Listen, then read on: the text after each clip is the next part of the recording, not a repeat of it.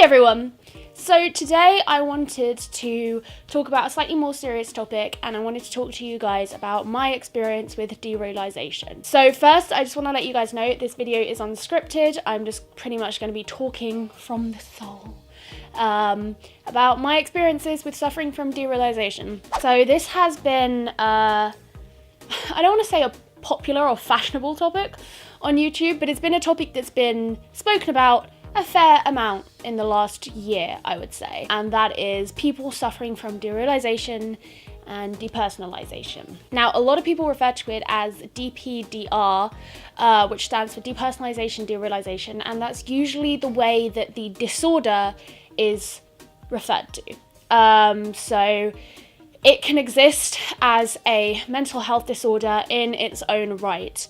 I want to put it out here now that I don't and have never suffered from the mental health disorder in its own independent right. It's not like one day I randomly woke up and for no reason whatsoever I had derealisation disorder. But nonetheless, it is something that I have suffered with, particularly a lot at the beginning half of this year, so 2017, and the latter half of 2016. When I was 19, so at the beginning of 2016, I started having seizures.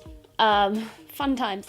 And at the beginning of 2017, at this point I was 20, I was diagnosed with temporal lobe epilepsy. And it was mostly around this time that I started experiencing derealisation significantly. For me, like, my kind of experience with seizures had been that it was very mild at first and it was gradually getting worse. I've been very lucky that I don't have a particularly awful level of epilepsy, but nonetheless, like, my types of seizures were getting worse, they were getting more frequent. However, when I first started experiencing derealisation, I actually didn't connect the dots that it was anything to do with the fact that I was suffering from epilepsy. I just didn't know what it was at first. All I knew was that I would go through these episodes for weeks at a time where I would feel so disconnected from everything. I would describe it to my friends as walking 3 feet above the plane of reality, because that's how it felt. It felt like the world around me wasn't real and that I was separate from reality. It's a horrible feeling. In fact, it's the worst thing I've ever experienced. And I had no idea what was going on. I would find that often these episodes would end in the event of me having a seizure.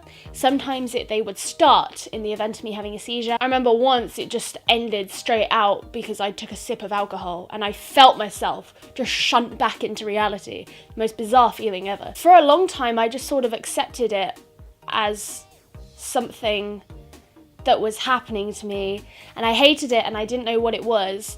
And it wasn't until I researched something like feeling like reality is not real until I discovered the term derealisation. And to have a word that actually defined how I was feeling was insane to me. But it wasn't actually until a bit later on that I did some more research and found that in patients with temporal lobe epilepsy, it's actually something that there is a trend of having it being reported. It's not common per se, but it's also not unexpected. I knew then that it was because of my epilepsy that I was suffering from it. However, that didn't make it any easier.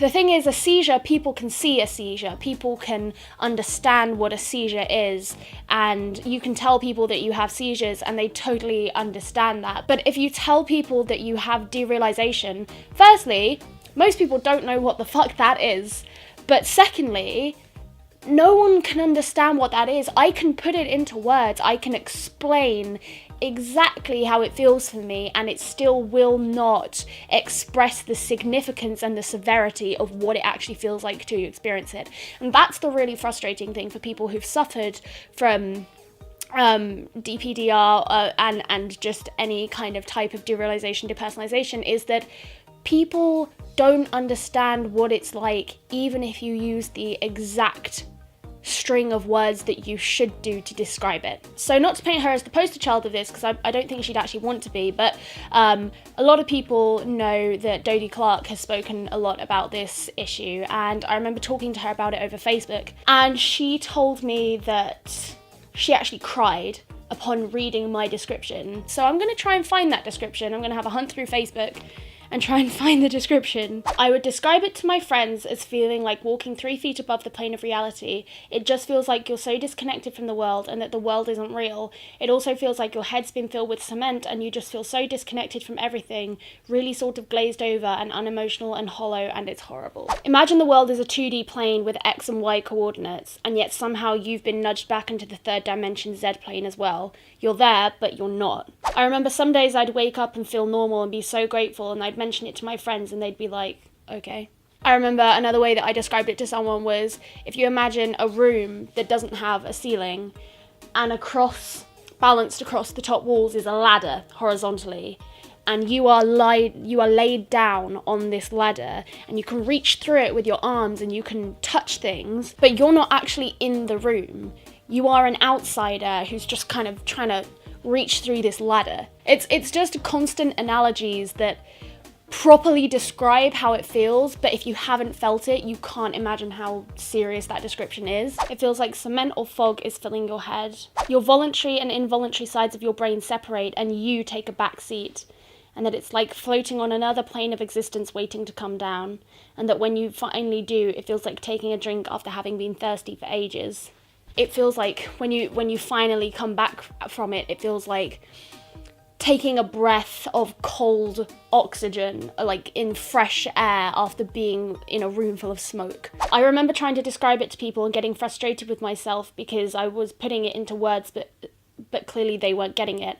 Like, I'd be sat there like, you don't understand how unbearable this is, and they'd be like, huh, sounds weird. I was very lucky. I haven't suffered from this for months now, because pretty much as soon as I was put on the medication that I'm currently on, I just never suffered from it again. It got to the point where I would have picked having seizures over having derealisation, and that is how unbearable it is. And I don't really know how else to kind of quantify that. So I'm very lucky that I am medicated for it.